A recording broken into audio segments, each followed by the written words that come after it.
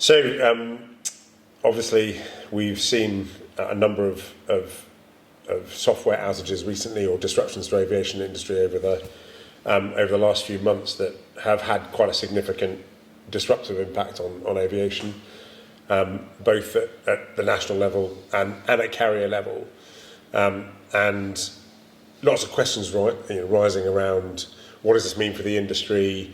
What does it mean for the state of the software systems that support our industry, not just in the administration of that, but in the managing of safety and security?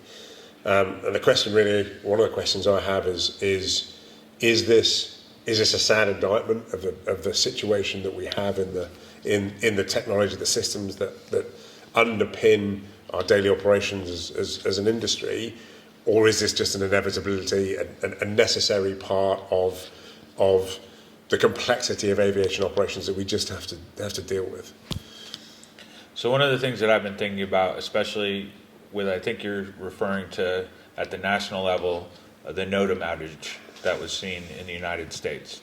And globally, the NOTAM system is used by every country. And so making any type of change to the way that architecture runs can't be decided by one country alone. It would take the buy-in of everyone, and it would take the change in hypothetically software by everyone, which makes that hard to do. And while it is apparent that change in that system needs to happen, and it's long overdue, but there is agreement that it needs to change, and some estimates indicate that there will be a change made to the way that NOTAMs are administered globally in the next 5 years.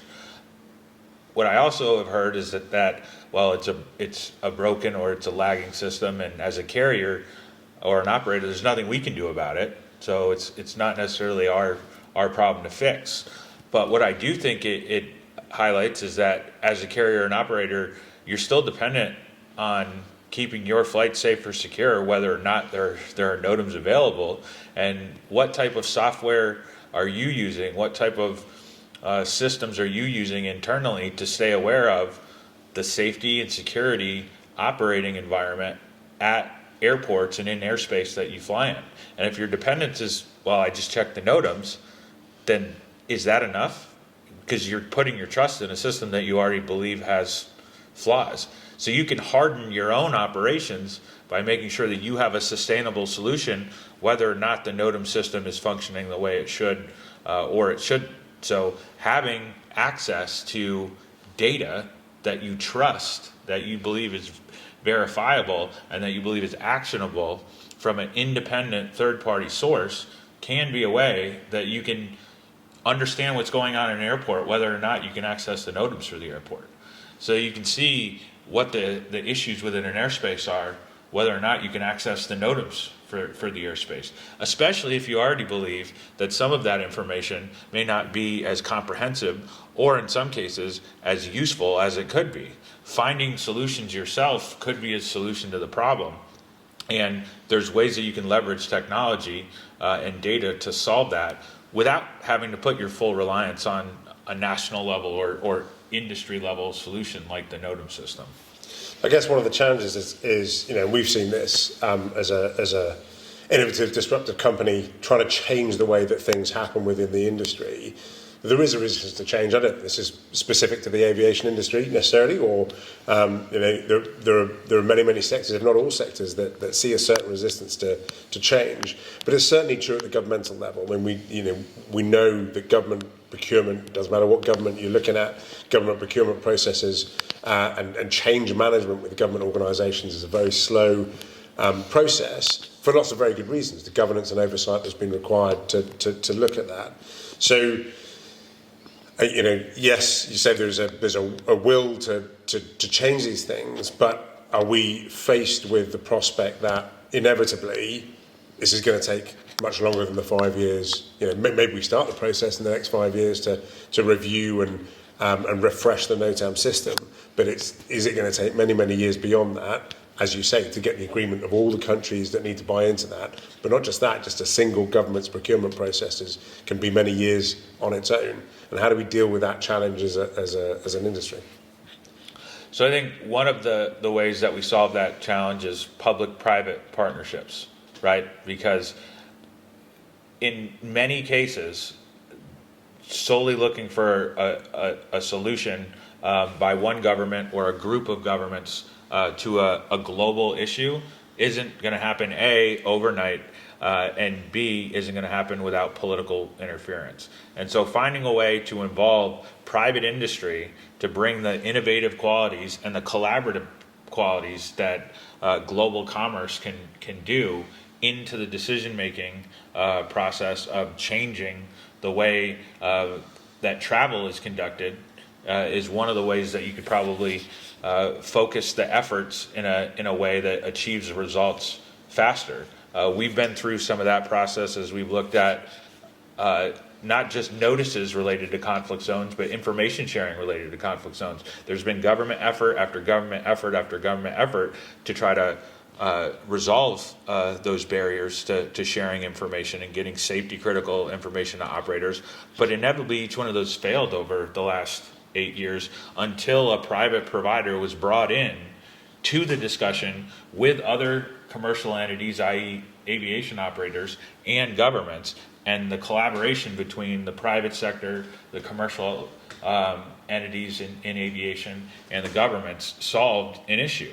Now it is on a smaller scale, right? But arguably it's on one that's just as vital to keeping people safe and secure when they travel by air.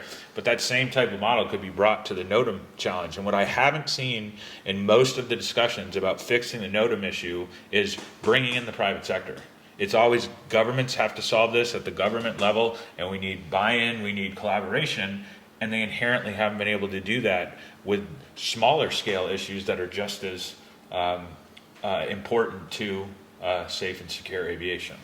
Isn't this just, I mean, I guess a trust issue really, where organisations quite rightly look to their governments, to their national bodies as the leaders, as providing that level of assurance and trust and faith in the service they're providing, that it's more challenging or more difficult for a commercial organisation to engender that same level of trust unless they've been around for an awfully long time and serviced a broad spectrum of national bodies to gain that credibility.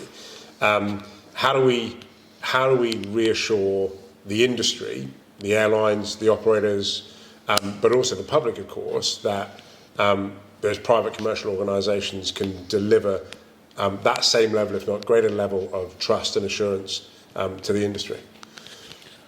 So I think one of the ways to start that conversation is to highlight what they're looking for. They're looking for safe and secure air travel, and most people are flying on airplanes that aren't flown by governments. So the mode of travel is being done by private entities in the private sector. They're commercial aviation operators. We've seen places like Canada. We've seen places like the United Kingdom privatize the air traffic control system in each one of those countries. We have NAV Canada and we have NATS. So we've already seen a shift away from governments subsidizing heavily their airlines to having more competitive practices when it comes to airlines being private companies that aren't completely backed by government authorities as they were a lot in the first half of the century. They've moved to a much wider scale of privatization. And we've seen the privatization of air traffic control services. And so the same type of professional private sector approach can be done when it comes to fixing the NOTAM system as it's been done in some leading countries to privatize their air traffic control services. Now, I'm not saying it needs to be completely privatized. I'm saying we need to bring the private sector into the discussion because they have the ingenuity, the innovative spirit, and the outside-the-box thinking that it's going to take to solve a solution like this. But they're going to need governments to bring people together, bring the right stakeholders to the table, help with making sure that legislation and regulation is influenced in the right way. But to get the the ball rolling on making the change happen, I think the private sector needs to be brought in and properly motivated. So it's an interesting point you made, Dan. You brought in the ATC and ANSP side of things for the industry and how there is where that's been privatised.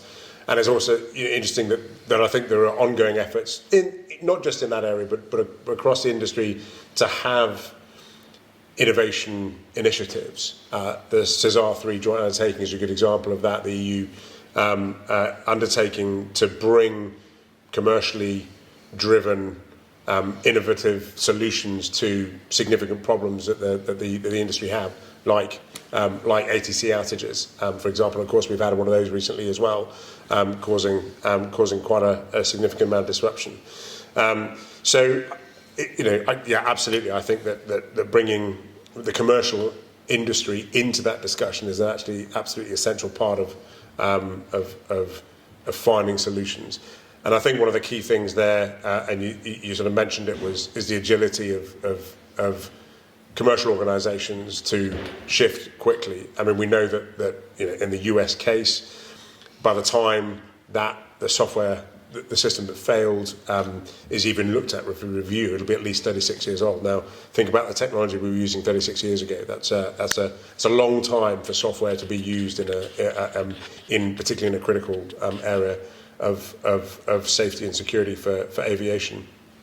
And I agree. I think that's where commercial organisations can bring the ability to move at speed and to update and innovate, as long as that private partnerships are arranged in the right way.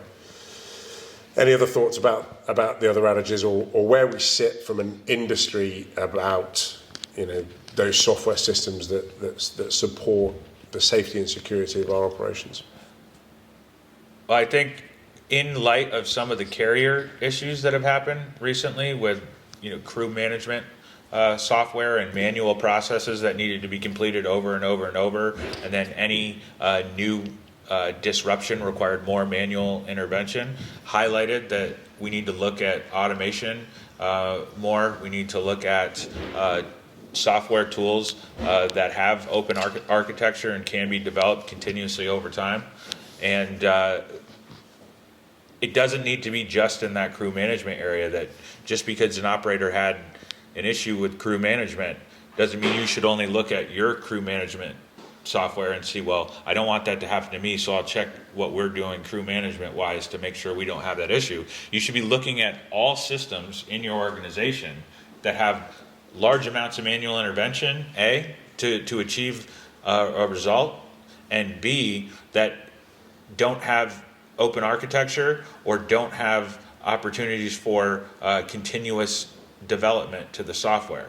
Because if you have a legacy software system that isn't going to be updated continuously and has a lot of manual intervention to achieve the desired result, that system is at risk of the same thing that happened to carrier recently having issues with crew management and flight schedule disruption. It could be your safety management system.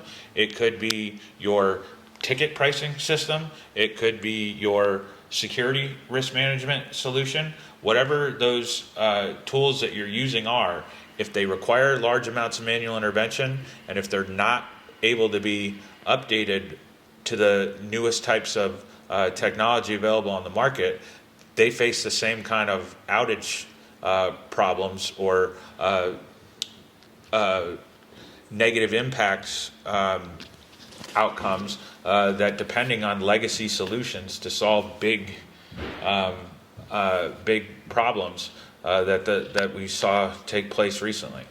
Great. Thanks, Matt. Fascinating insights. Thanks very much.